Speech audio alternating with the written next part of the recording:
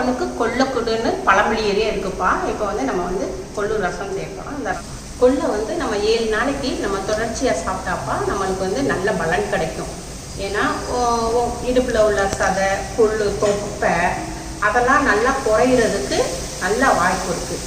அதனால் நீங்கள் ஒரு நாளைக்கு கொள்ளு ரசம் சாப்பிடுங்க, ஒரு நாளைக்கு கொள்ளு சூப்பு சாப்பிடுங்க, ஒரு நாளைக்கு கொள்ளு சட்னி சாப்பிடுங்க, ஒரு நாளைக்கு கொள்ளை வந்து அவிச்சு அதை தாளித்து விட்டு ஸ்நாக்ஸ் மாதிரி சாப்பிடுங்க. இப்படி 7 நாளைக்கு சாப்பிட்டீங்கன்னா உறுதியாக உங்களுக்கு தொப்பை, சதை, இடுப்பு சதையெல்லாம் உங்களுக்கு நல்லா உங்களுக்கு குறையும்.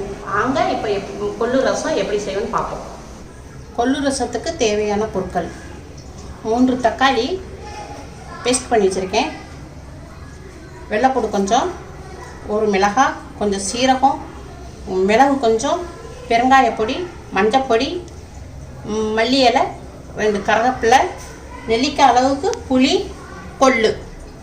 வாங்க எப்படி செய்யலான்னு பார்க்கலாம். கொஞ்சோண்டு விளக்கெண்ணெய் கொஞ்சோண்டு ஊற்றிக்கிறணும். வந்து கொள்ளை வந்து கழுவி நம்ம இந்த கொள்ளை வாஷ் பண்ணி இப்போ நம்ம அந்த சட்டியில் நம்ம கொஞ்சோண்டு விளக்கெண்ணெய் ஊற்றிருக்கோம். அதோடு இதை போட்டு லைட்டாக வதக்கி விட்றோம்.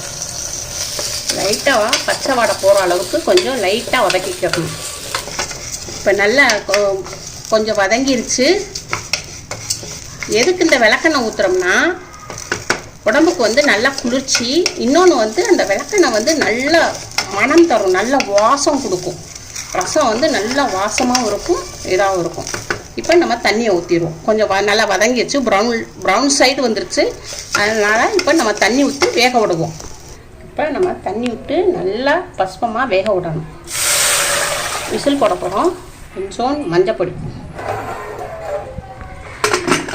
நல்லா 3 விசில், 2 விசில் வந்து ஹைலையும் 3ஆவது விசில் வந்து ஸ்லோவில் வச்சிடணும். ஸ்லோவில் வச்சா நல்லா பஸ்பமாக வெந்துடும். இப்போ நம்ம 2 விசில் ஹையில் வச்சு 3ஆவது விசில் ஸ்லோவில் வச்சு எடுத்துருக்கோம்ப்பா. நல்லா பஸ்பமாக வெந்துருச்சு, நல்லா வெந்திருக்கு. இப்போ நம்ம வந்து இதில் வந்து நம்ம ரசம் செய்ய போகிறோம். இதை என்ன செஞ்சுக்கிறோம்னா இந்த இதை வச்சு நல்லா மத்து இருந்தால் மற்ற வச்சு கடைஞ்சிக்கிறணும். இல்லைன்னா இதை வச்சு நல்லா பஸ்பமாக ஆக்கிடணும். இப்படி எல்லா சத்துக்களும் நல்லா இதிலே வந்து இறங்கிரும்.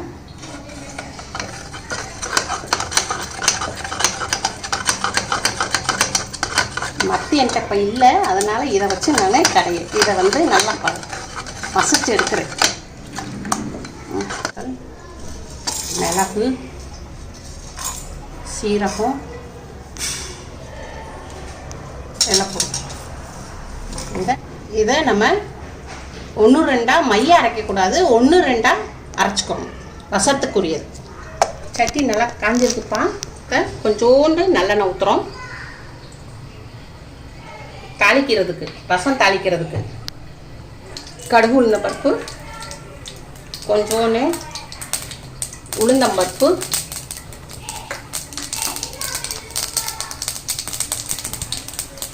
பட்டை மிளகாய் 2,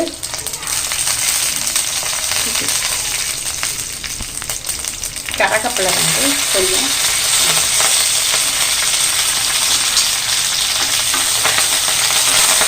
இப்போ நம்ம மிளகு, சீரகம், இது வெள்ளைப்பூடு நம்ம இதை வந்து 1-2 அரைச்சிருக்கோம் ரசத்துக்கு.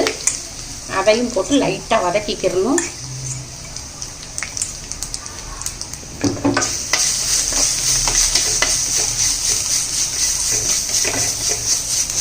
லைட்டாக வதக்கி வச்சு அதில் கொஞ்சோண்டு பெருங்காயப்பொடி, மஞ்சப்பொடி,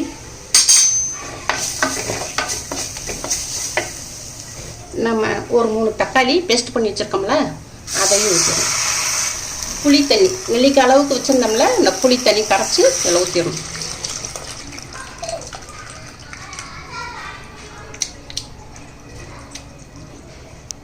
நல்லா கிண்டி விடணும். காடைப்பயிறு வேக வச்சுருந்தாப்பாப்பா அந்த அப்படியே இந்த தண்ணியோடு அப்படியே ஊற்றுரும்.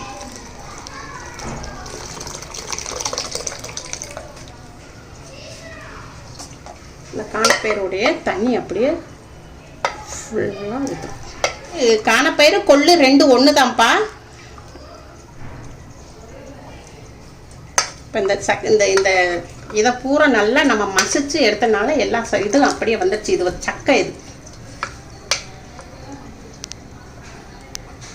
இப்போ தேவையான அளவு உப்பு போட்டுக்கணும். இப்போ மல்லி கருவேப்பிலை. அவ்வளோதான், கொள்ளு ரசம் ரெடி ஆயிடுச்சு. ரசம் ரெடி ஆயிடுச்சுப்பா, கொள்ளு ரசம் ரெடி ஆயிடுச்சு. இப்போ நம்ம வந்து இதை இப்படியே வச்சு நம்ம சாப்பிட்றோன்னா சாதத்தில் இதிலெல்லாம் ஊற்றி சாப்பிட்டுக்கலாம். இல்லை நம்மளுக்கு கொஞ்சம் இதாக இருக்குதுன்னா நம்ம இதை வந்து நிறுத்திக்கிடலாம். கொஞ்சம் நிறுத்தி விட்டு அப்படியே நீங்கள் ரசத்தை குடிச்சுக்கலாம், கிளாஸில் ஊற்றி குடிச்சுக்கலாம்.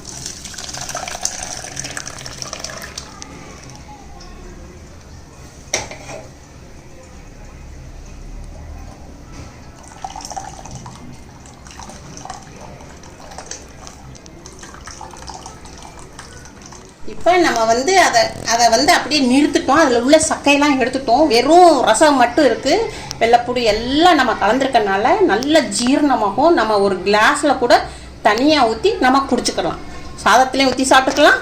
தனியாக கிளாஸில் ஊற்றி நம்ம குடித்தோம்னா நம்மளுக்குள்ள நம்ம இடுப்பில் உள்ள சதைகள், தொப்பை எல்லாம் நமக்கு குறையும். அதனால நீங்கள் இதை வீட்டில் நீங்கள் செஞ்சு பாருங்கள். அம்மாவுக்கு லைக் பண்ணுங்கள், ஷேர் பண்ணுங்கள், கமெண்ட் பண்ணுங்கள். தேங்க்யூ.